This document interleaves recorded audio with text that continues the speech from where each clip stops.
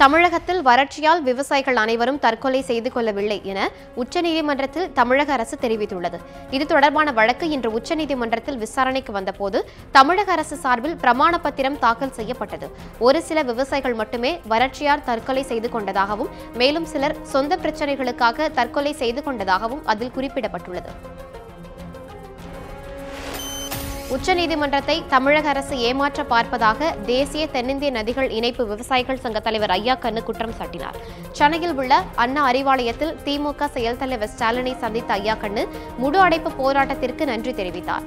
பின்னர் செய்தியாளர்களிடம் பேசிய அவர், தமிழகத்தில் கடுமையான வறட்சி ஏற்பட்டுள்ள நிலையில் தமிழக அரசு உச்சநீதிமன்றத்தில் தவறான தகவலை அளித்துள்ளதாக தெரிவித்தார். உச்சநீதிமன்றத்தை ஏமாற்ற பார்ப்பதாகவும் இதனை கண்டித்து தலைமை செயலகத்தில் போராட்டம் நடத்தப்போவதாகவும் ஐயாக்கண்ணு தெரிவித்தார். இன்றைக்கு தவறான தகவலை உச்சநீதிமன்றத்தில் தமிழக அரசு கூறியிருப்பதை கண்டித்து நாங்கள் தலைமைச் செயலகத்திலே விவசாய சங்கம் போராடுவோம்.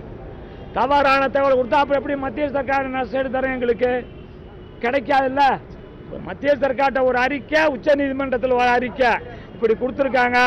இதை எங்களது தேசிய தென்னிந்திய நதிகள் விவசாயம் வன்மையாக கண்டிக்கிறது.